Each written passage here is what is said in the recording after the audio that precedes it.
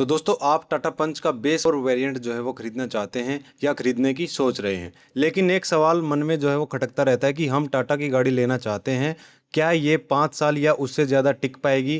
क्या इतना भरोसा हम टाटा पे कर सकते हैं या नहीं कर सकते, या फिर इसको गैराज में ठीक ही करवाते रहेंगे? इस वीडियो में हम आपको सीधी सीधी सच्ची बात बताएंगे। हम इसके इंजन की लाइफ, मेंटेनेंस पर होने वाले असली खर्चे, बिल्ड क्वालिटी को परखेंगे, ताकि आपको ये पता चल सके कि 5 साल के बाद में असल में गाड़ी किस हालत में आपको मिलेगी या किस हालत में ये रहने वाली है। तो मेरे साथ बने रहिए एंड तक, क्योंकि आपको ये जवाब जो है वो इस वीडियो में मिलेगा। चलिए स्टार्ट करते हैं। Hello everybody and welcome back to our channel study autos.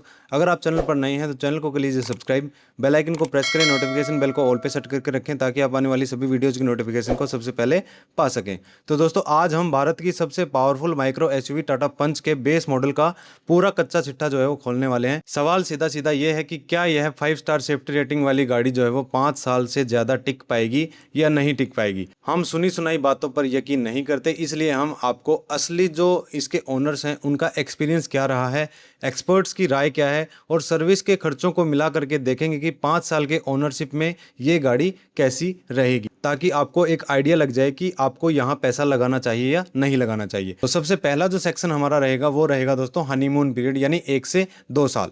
किसी भी नई कार के साथ पहले 1 से 2 साल जो है वो हनीमून पीरियड माने जाते हैं। टाटा पंच के साथ भी कुछ ऐसा ही है, मतलब ये भी एक नई जैसी गाड़ी ही रहेगी। जब आप इसे शोरूम से घर लेके आते हैं तो इसकी ऊंची ड्राइविंग पोजीशन जो होती है वो आपको बहुत ही बेहतरीन लगती है। तगड़ी बिल्ड क्वालिटी मिलती है। भारत एनकैप में और ग्लोबल एनकैप में इस गाड़ी को 5 स्टार सेफ्टी रेटिंग मिली हुई है, जो कि आपको गजब का कॉन्फिडेंस देती है। और यहाँ आपको एक बात बता देता हूँ कि जो ही हम ये आपको रिव्यू दे रहे हैं ये होगा ओनली पेट्रोल वेरिएंट का। तो इसमें आपको जो 1.2 लीटर का 3 सिलेंडर रेवेट्रॉन पेट्रोल इंजन जो मिलता है वो सिटी में चलाने के लिए काफ़ी ज़्यादा स्मूथ है, काफ़ी रिस्पॉन्सिव है। ये इंजन आपको 87 bhp की पावर देगा और 115 न्यूटन मीटर का पीक टॉर्क आपको इस गाड़ी में मिलेगा, जो कि सिटी ट्रैफिक के हिसाब से या फिर डेली रूटीन के हिसाब से बहुत ही परफेक्ट है।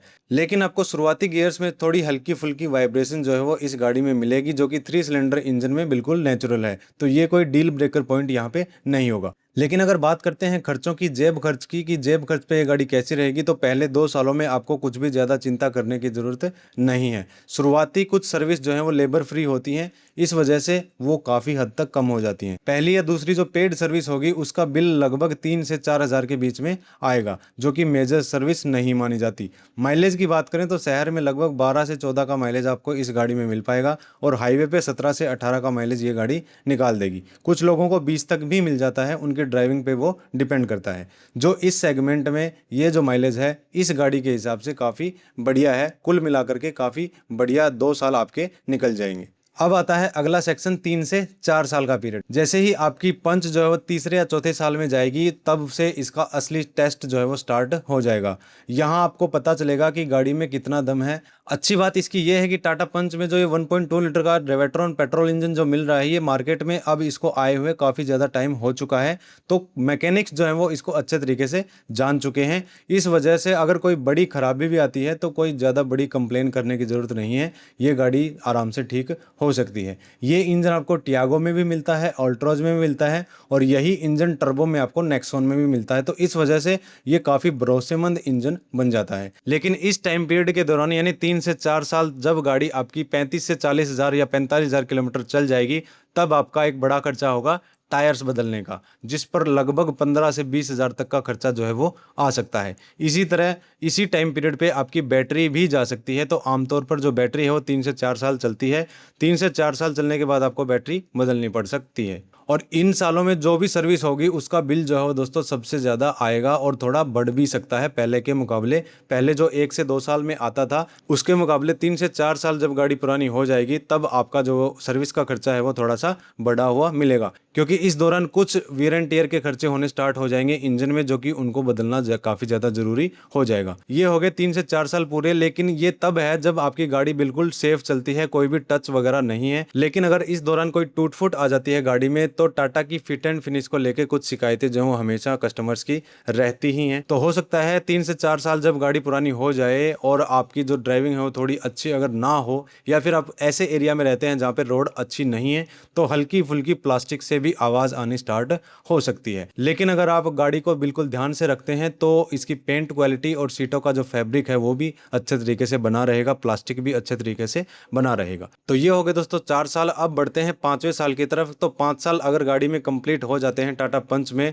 और इन 5 सालों में आपकी जेब पर कुल कितना बोझ पड़ा है, कितनी जो पैसे हैं वो इस गाड़ी ने आपकी जेब से निकाले हैं। तो चलिए कुछ ओनरशिप कॉस्ट का हिसाब किताब लगाते हैं कि अगर आप 5 साल में गाड़ी लगभग 60,000 किलोमीटर चलाते हैं तो आपका कुल खर्च कितना हो जाएगा 4 से 5 साल में।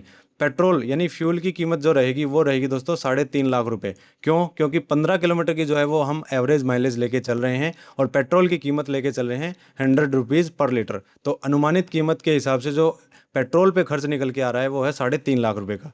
अगला है मेंटेनेंस कॉस्ट।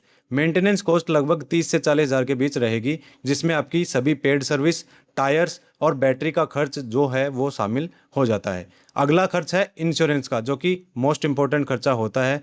लगभग 75 से 90 हज़ार का जो है वो आपका इंश्योरेंस का खर्चा रहेगा रिन्यू करवाने पर। तो कुल मिलाकर के 5 साल में टाटा पंच पे आप 4.5 लाख से लेके 5 लाख रुपए तक खर्च करने पड़ सकते हैं आपको। और सबसे बड़ा सवाल ये है, क्या 5 साल इतने पैसे खर्च करने के बाद भी ये गाड़ी जो है वो आपके लिए भरोसेमंद साथी बन के रहेगी या नहीं रहेगी? तो इसका क्लियर कट आंसर है दोस्तों हाँ। 5 साल अगर आपने गाड़ी को संभाल के रख लिया तो आगे भी आपको बहुत ही अच्छा एक्सपीरियंस ये देने वाली है।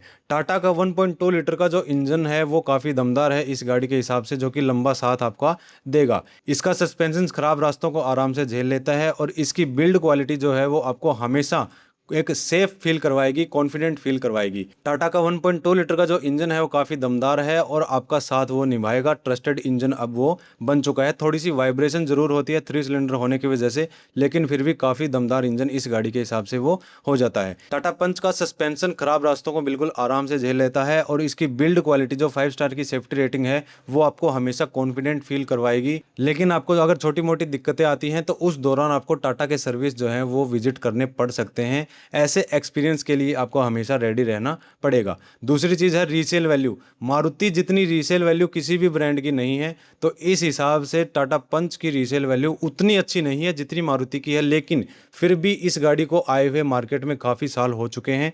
इस वजह से इसकी जो रीसेल वैल्यू है टाटा की सभी गाड़ियों से ठीक ठाक मिल जाती है। तो अब फाइनल कंक्लूजन पे आते हैं दोस्तों कि जो आप टाटा पंच का बेस वेरिएंट पेट्रोल ले रहे हैं, क्या ये 5 साल या उससे बेटर चल पाएगा या नहीं? तो बिल्कुल चल पाएगा दोस्तों, क्योंकि ये इंजन अब काफ़ी ज़्यादा ट्रस्टेड हो चुका है।